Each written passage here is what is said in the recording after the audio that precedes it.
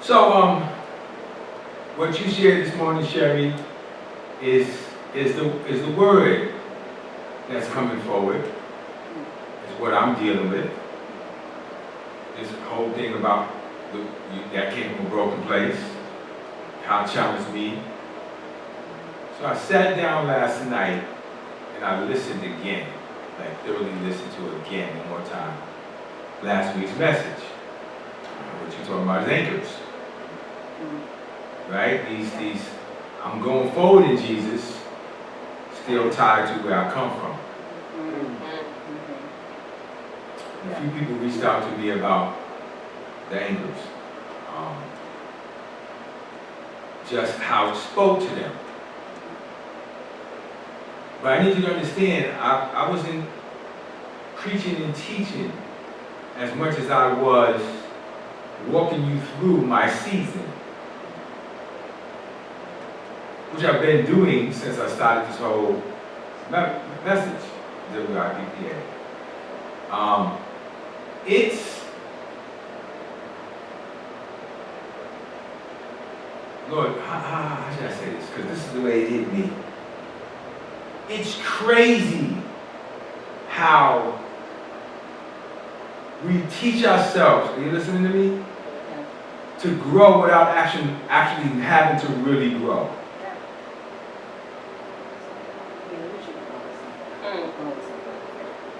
Yeah, I know, that's how I like to do that. When you give that like what?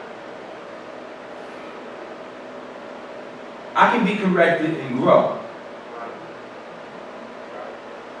Or I can be corrected, ignore the correction, and put on platform shoes. Yeah. Put on a new dress, or a new shirt, or a new outfit. Go take my credit card and put myself in some kind of debt so I can look like I've spiritually matured outwardly, but the inside is still totally anchored to the failure that I was before I got the correction. Right.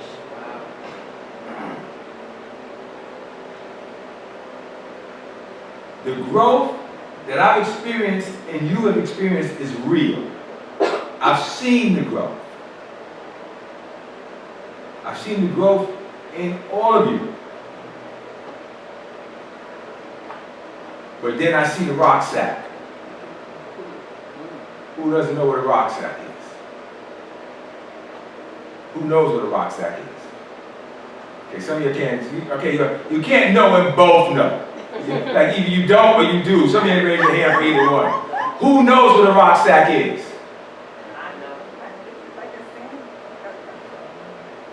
Rucksack, for those of you who don't know, and I learned this from my son when we went to the military, it's a backpack filled with rocks. 80 to 100 pounds of rocks. And while you're in training, they strap that backpack to you. And they'll make you walk 10 miles in the burning sun with an 80 to 100 pound rucksack on your back. That's part of the training. It's part of the training. It's designed to help you be able to carry somebody off the field, run with whatever equipment you need to run with. You need to be fit, you need to be mobile, even with weight.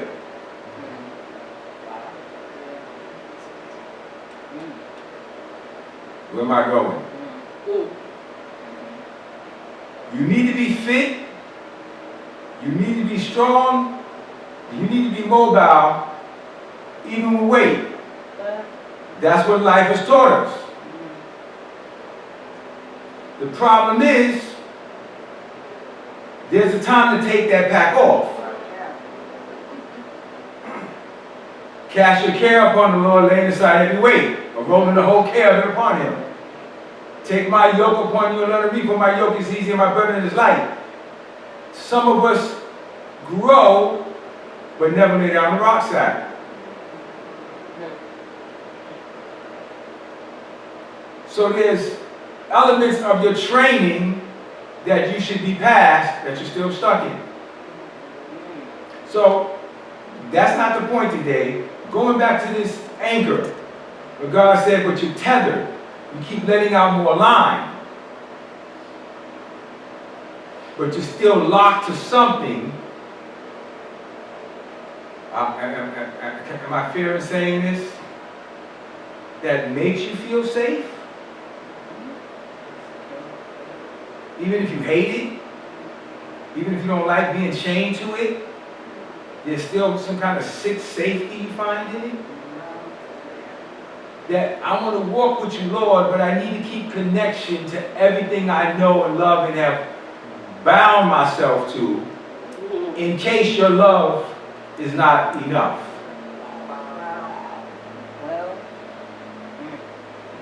Well, We won't say that out loud, but it is the truth.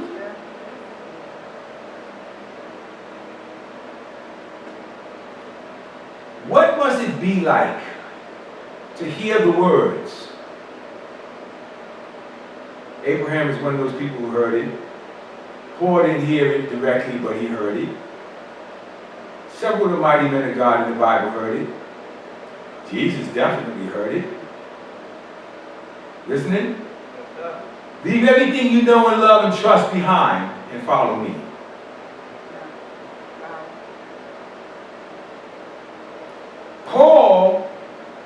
Saul was an esteemed leader. He worked his way up from the bottom to the top in ministry or in the religion. You do understand that, right? Please stay with me on this. Paul wasn't like the disciples for the most part. The disciples, Jesus grabbed truckers and fishermen and guys who hung on the corner and made them disciples.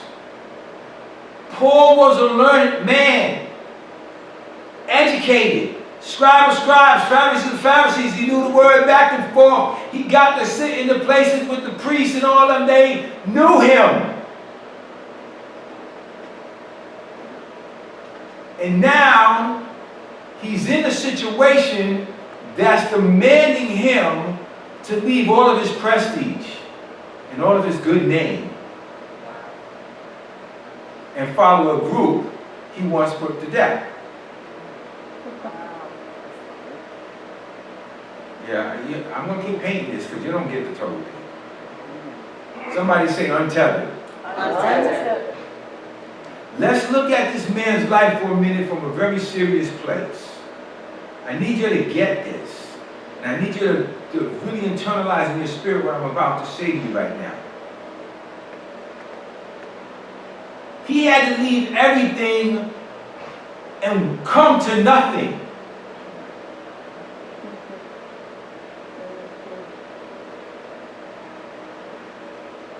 Get this picture. When he decided to convert from the Judaism that he was trained in to serve Christ, he was not accepted by the Christians yet. He was killing them beforehand. They wanted nothing to do with him either, or they did not trust him. So he literally had to walk away from the palace to nothing. It was like the Christian, you're saved now, come on over here. No. He had to leave everything that he was tethered to. And why is this so important? Because as we go through Galatians, I want you to see something. He's now in a situation where people have gotten saved through his message of grace. When he's a man of circumcision and circumcision teaching, that's what he knows. Are you listening to me? Through and through, he's the Jew of the Jews. Now he's being sent to the uncircumcised to teach them a salvation or a walk with God, minus everything he's learned his whole life. You get it, Merle, right? Yeah. Everything that he believed and held to, he had to walk away from. Or he was blind, he got up and he got saved and he was a good Christian. No, he had to literally unlearn everything he knew. And in the book of Galatians, what begins to happen was people began to come in after he led people to this grace and began to reintroduce, oh no, but you guys need to be circumcised. And start bugging the Gentiles that to order to really be in this thing the way you're supposed to, you need to be circumcised. So they're now pushing circumcision, and he has to write this whole book. Yeah. To them, saying to them, don't buy into this. And he even calls the people who are trying to lead them, the Jews that are trying to lead them back into circumcision in their Christianity, he calls them witches. Who has bewitched you that you will fall away from this grace? If somebody will teach a gospel to you other than what I've told you, let them be cursed. This was his life. This is what he went and studied and got degrees for and put in probably 15, 20 years of college. This man studied this way. Wow. Wow. And now he had to walk away from it all. Because he found the pearl of great price. So I asked last week, and nobody raised their hand, maybe one or two people, how many are willing to leave everything you got, even if it ain't much, is what you got.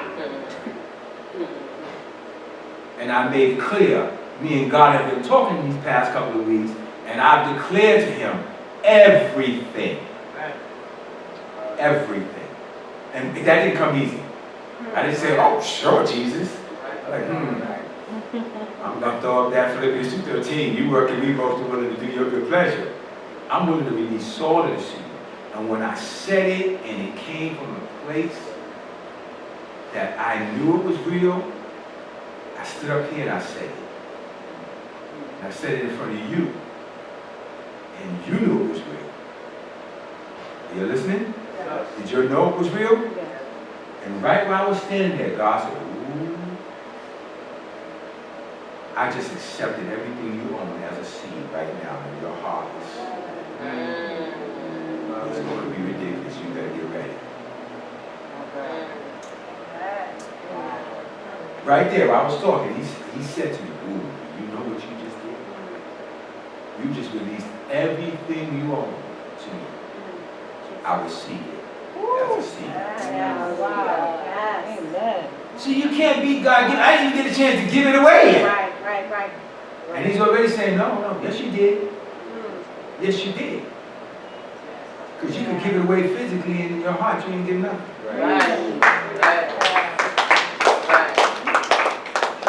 He judges the thoughts and intents of the heart.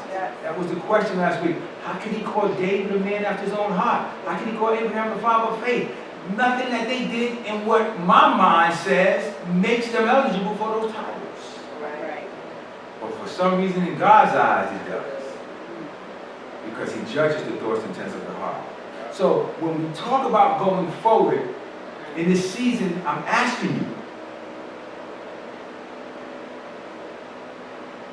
how forward do you really want to go? It's time to stop talking about it. How much of this kingdom do you really, really want? Time to stop singing about it. Some of the songs we sing now, we sang 10 years ago. They're all favorites. But when does it become a reality? When are you really a friend of God? And he calls you friend, not Israel and you singing the song.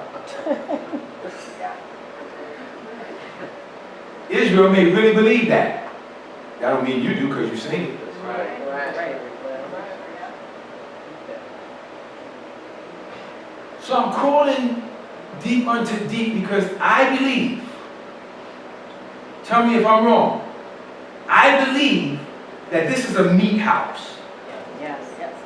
I believe we're not milk. I believe we're a meat house, yes? Yes. I believe that we are ready for sincere meat that we may grow thereby in this house, yes? Yes.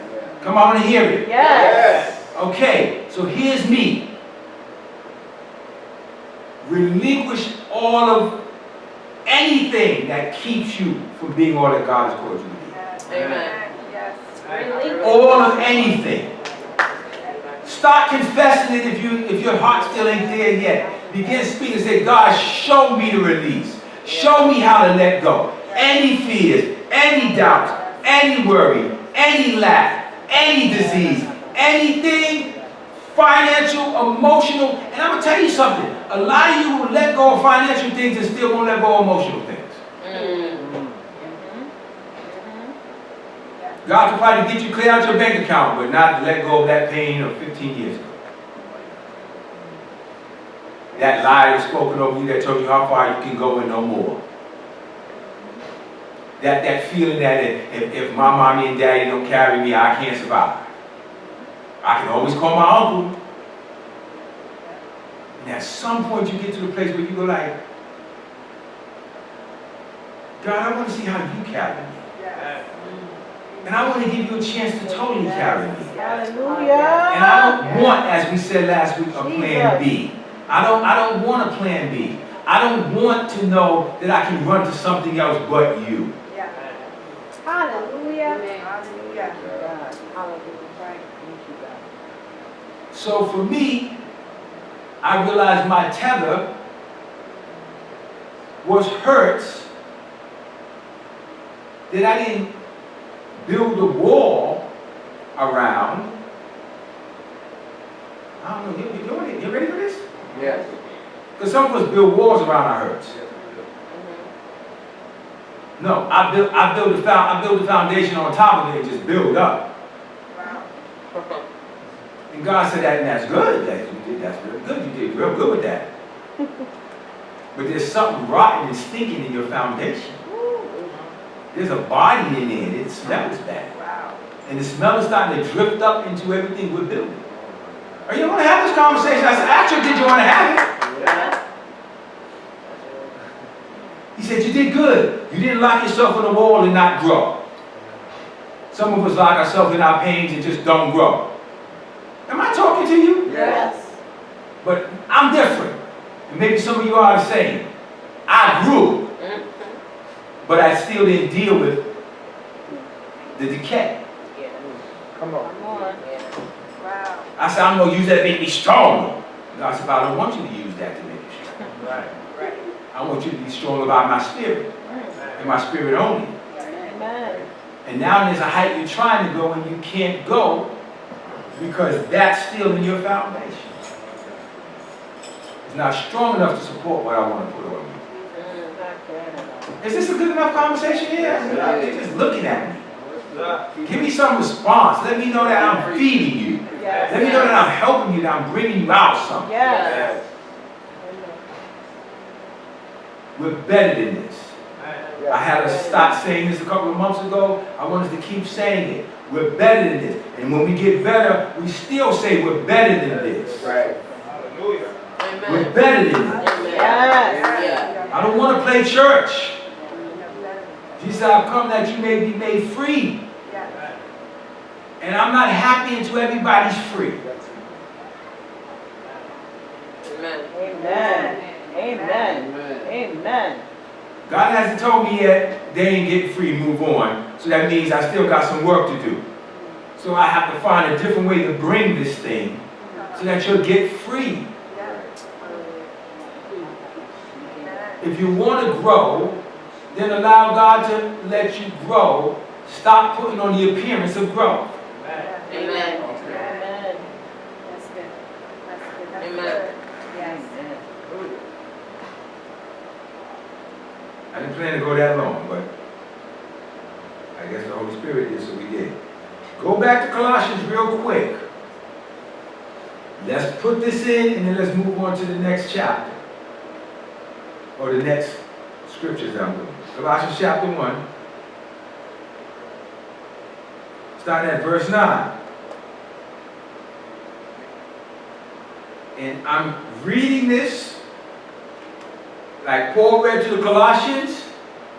Listen, look at me for a minute. Give me your attention. I want you to make sure you understand it. I want to make sure we're on the same page. I got your attention? This is not me reading what Paul said to the Colossians This is me reading to the JCMIans. All right? This is my words to you right now. I don't want this to be in third person as I'm reading. This is not Paul speaking. Amen. This is me talking to you. Amen. Okay? Yes. I don't want you reading the Bible. I want you to hear. I'm borrowing from him to say what I want to say to you. Amen. Amen. Amen. Amen. Amen. Receive it. For this reason, since the day I heard about you, from the moment you came to JCMI, the moment you started logging in online and watching, have not stopped praying for you. I continually ask God to fill you with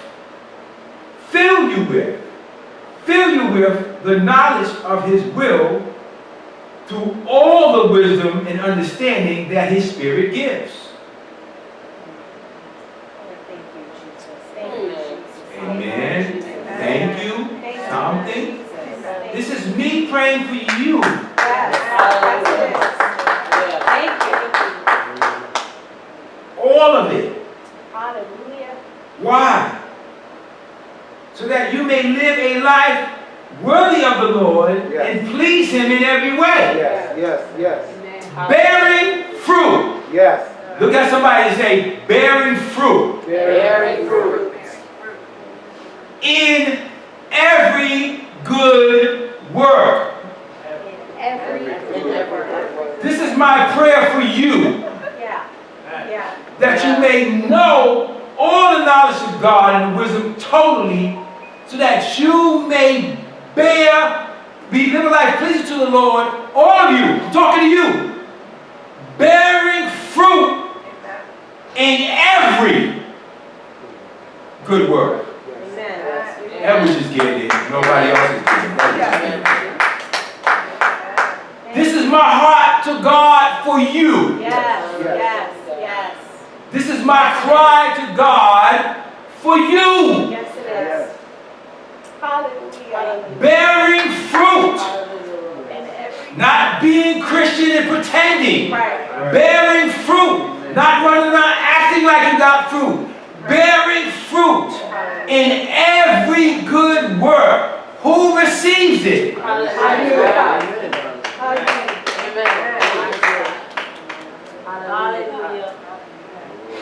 That's my prayer for you.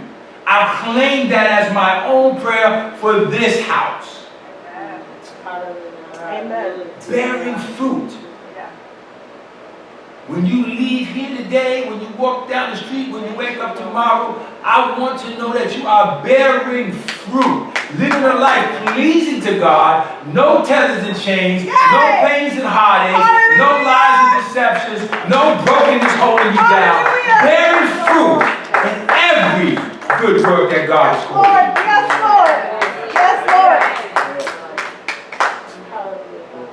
Jesus. Yes, Lord.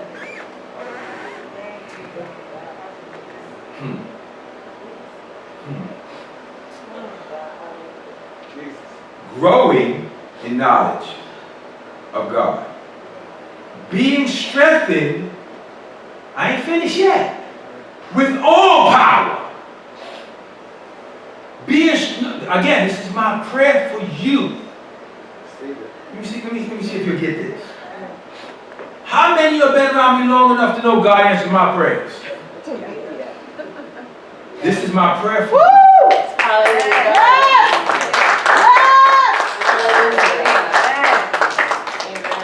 This is my prayer for you.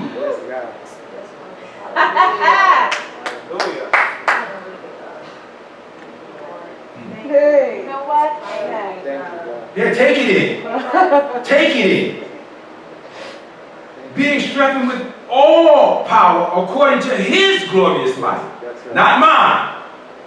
I don't want God to give you my power. I want Him to give you His power. Amen. That's my prayer. Yes. Yes. so that you may have great endurance and patience. Yes. Somebody say great endurance and patience. Great endurance and patience. Say it 3 times. Great endurance and patience. Great endurance and patience. Great endurance and patience. And this is what I want to push today. All of these things are yours to have. And God put it on my heart to pray for you specifically. He gave me the scripture like a week and a half ago, and he said, pray that for your family. Hey. Now, the issue is, this breaks the tether line. Yes, it does. Listen to me. You listening? Yes. Here's what breaks the tether line. Great endurance and patience. See, when I speak something like this over you, the enemy is the accuser. He will immediately come and tell you, where is it? Well, if you be the child of God, turn these stones into bread. Well, how come you ain't got this yet then? Well, how come you still ain't here? Well, look at this one. They doing good. How come you're not doing as good as them? I told you a month ago. Don't compare yourself to people. Right. Look at them and say, I can have what they have because God no respect of persons. But don't look at what they have and compare it to what you don't have and judge yourself. Right. Amen. Right. Did you hear what I just said? Yes. I look at anybody's success and say, God, if you can do that for them, you can do that for me. That's the only comparison I make. Amen. But I don't look at them to judge what I don't have and shame myself. And the enemy will do that to you. He will immediately come to you and say, well, if you're so godly, why you don't have this? Well, if you're such a good Christian, how come you lack that? Well, if you be the child of God, then turn these stones into bread.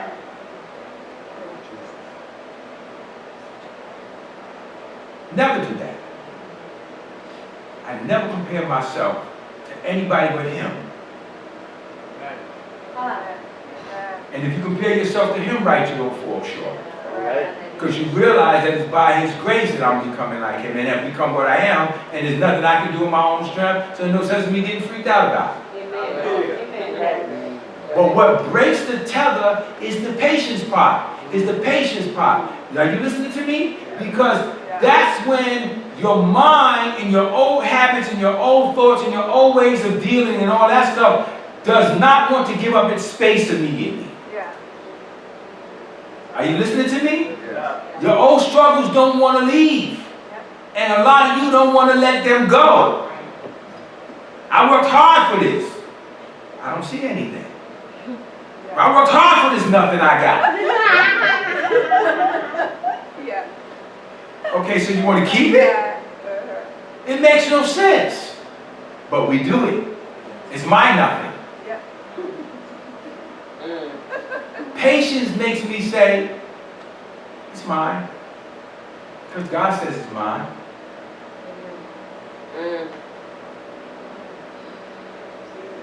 I was listening to in my heart the other day the song I Came for Deliverance. I came for deliverance. Deliverance I received. You said you deliver me, so that's what I believe.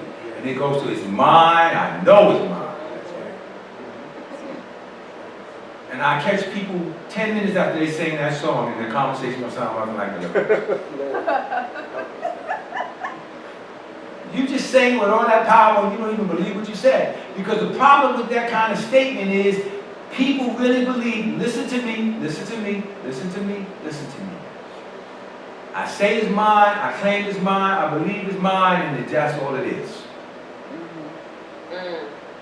By faith, that's true. But you don't have victory because the scripture said, because your faith was not mixed with patience. See, now I can say it's mine, but the manifestation doesn't happen without the seed of patience. Patience is a powerful force that brings things to manifestation. And most church people got so caught up into it's mine that they've thrown away patience and they never get to see the move of God, and that's why they lose, and that's why they're always frustrated, and now they ain't want to claim stuff as theirs. God claimed it and it didn't work. Yeah, you claimed it, but you left out the patience part. Amen. Nothing manifests without patience. Now, be careful of what I'm saying to you. So how long do I gotta wait? Right there says you don't have patience. Right. That question right there means you blew it. All right. Because patience says it don't make a difference how long it takes, I trust you. And if you get in that place for real, it won't take long. Amen. It won't take long. I'm living proof of it. Your girl back there she is. Living proof of it. It don't take long. It don't take long. Whatever I got to do, whatever I got to lose. I watch her struggle with it. I watch her cry about it. I'm like, well, but what you losing, you know, it's easy for me to say, I don't have a problem losing that. But it was in mine to lose. Right. So it's easy for me to be comfortable with losing it. Yeah. But when it's yours, it's yours. Yeah, right. And nobody can surrender that but you. That's right. And if you truly surrender to God, say, I'm patient, like Paul, to walk away from whatever, Yeah. to have what you want me to have, Yeah. and I'm willing to believe it's mine. If I have to die and leave the planet still confessing it's mine, when I get there, I still believe it's mine. Yeah. It's something about that kind of faith Come on. mixed with that kind of patience that moves the hand of God very quickly. Hallelujah. Hallelujah. So I hear everybody teaching faith, but they leave the patience part out. Yeah. You willing to stand here? How long? I stood all night in prayer. You still talking about a flesh action. The surrender and the real surrender is in the spirit. And the flesh lines up then with that. And patience is not an outward action. It's the state of the heart. Well, I'm not even going to talk about it anymore. Okay, that don't mean you're patient. That's right. You could be throwing a tantrum doing that. Yeah. Preach. Are you learning something today? Yes. But this is my prayer for you. And I'm telling you, and I'm filling it in like this, because I want you to understand that when I'm praying this for you, this is the heart I'm praying from. Amen. Amen. This is what I'm believing for you. Amen. That you may have great endurance. What's endurance? You can cheat. That you may have, this, he's saying, according to this glorious power, that you may have great endurance and patience. What is endurance? Being able to stick it out. Staying power. Merle says staying power. What you said? Being able You to same thing, staying power. Sticking it out. What else you got? Long suffering. I like long suffering if it's used right. Because using it from the old way, that word suffering gets in there and gets twisted. Because when I'm standing with God, and I'm standing in that kind of patience, I don't feel no suffering. Amen. See, Come on. you suffer when you don't have no patience. Right. Okay. Then it's long suffering. Oh God, long suffering. Right. But when you have patience, it ain't suffering. And the word suffer means to tolerate. It doesn't, from the King James, it doesn't mean pain and misery. Suffer the little children to come unto me didn't mean beat the kids. Permit, let. So when you say long suffering, yes, that you permit it to take as long as it takes. Come on. Amen. God, whatever you say, however long it takes, let it be. Let it be. Let it be. That's right. Whatever it is, whatever I need to learn, let me learn. Whatever I need to leave, let me leave. Yes, Lord. I surrendered it 3 times. Surrender it 3 more. You ain't surrendered it all the way yet. Come on. I gave that to God. Well, I'm sure you took it back a little bit. Yeah. Give it to him again, and this time maybe it'll stick. Hey. But you have need of patience. Say, I have need of patience. So, endurance. That means as long as it takes. Merle said, you stick to the game, as long as it takes. How long does it take for God to answer the prayer when he answered it?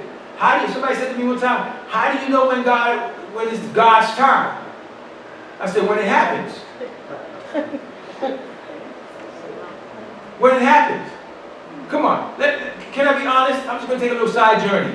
How many of you have recently seen a manifestation or move of God or something that you've been believing for, and it just showed up, and even if it was past year or whatever, and you was like, wow, it just showed up and there it was.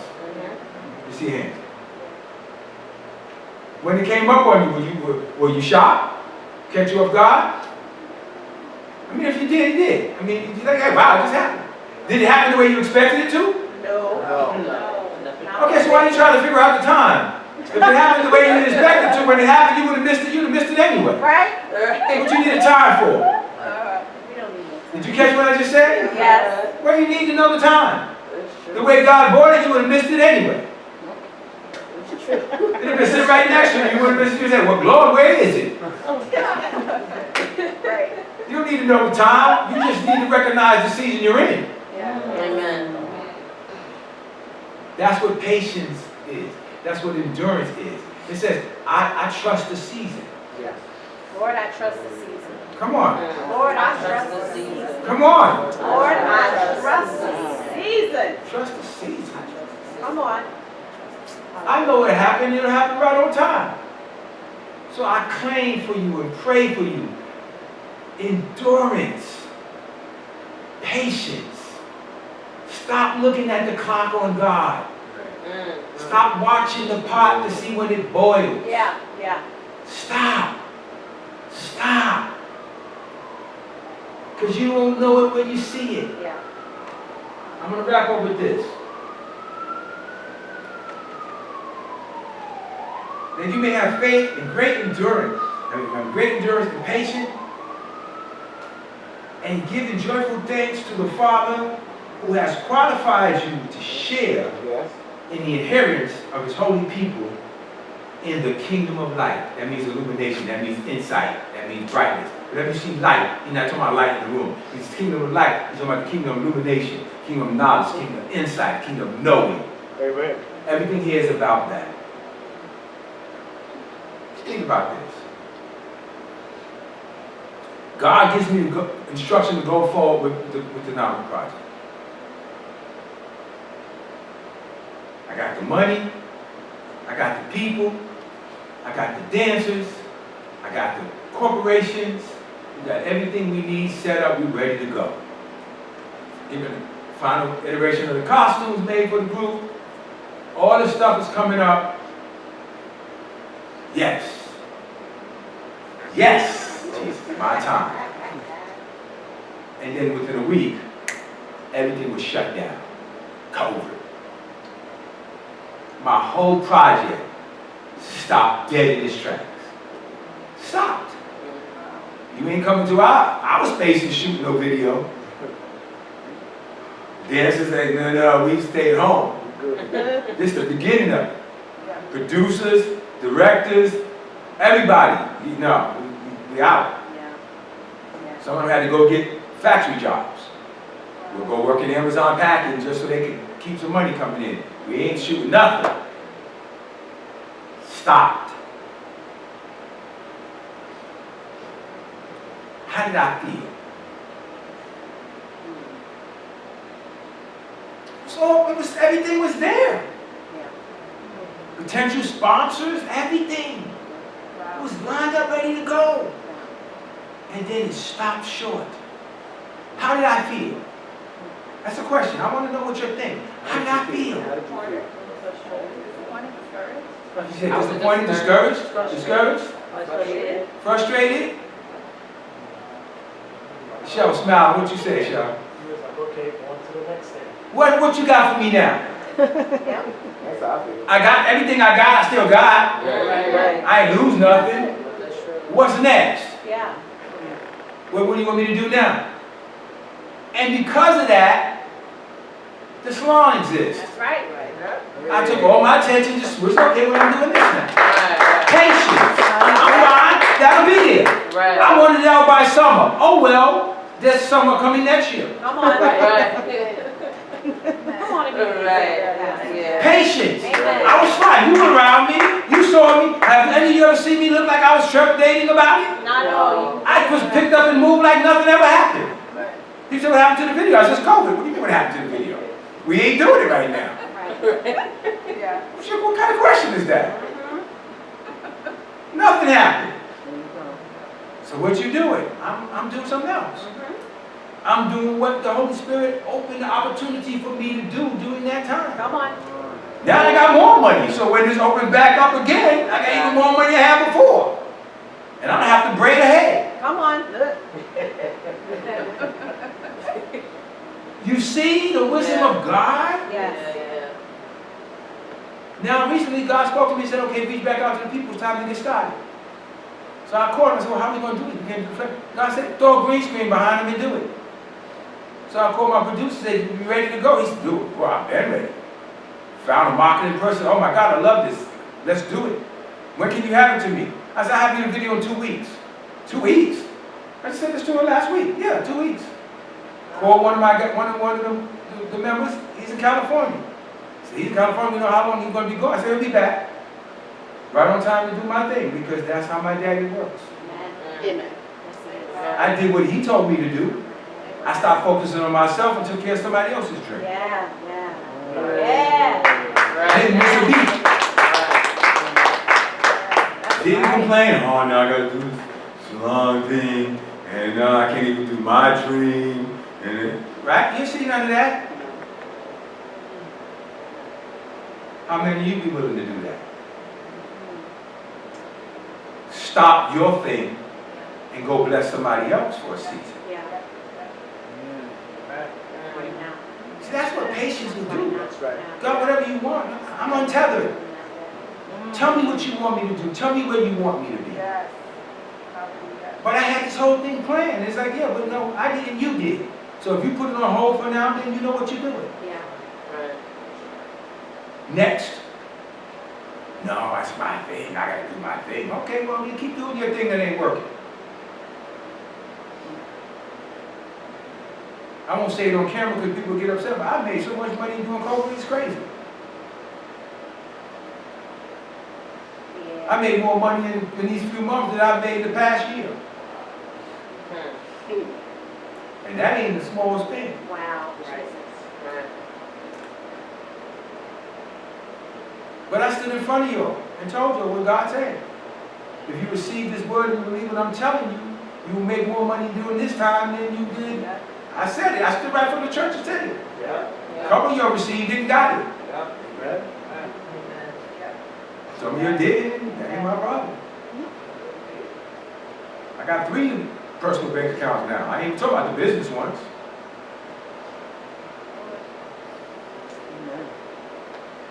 Patience. God, whatever you say. God, whatever you want. I believe for the endurance to do whatever it is you call me to do. Why am I carrying stuff up and running wires and lights and hanging this and doing that? People at my age is retired. I feel like my life just begun. Just begun. I'm having probably one of the best times of my life ever. Amen. Wow. Patience. Yeah. Say, God, your will, not my will, be done. Change my heart so that I truly believe that and truly stand for that. I've decided not to be a church person any longer, but a child of yours, aligned with you. Hold on to this prayer as my life story going forward. In Jesus' name. Amen.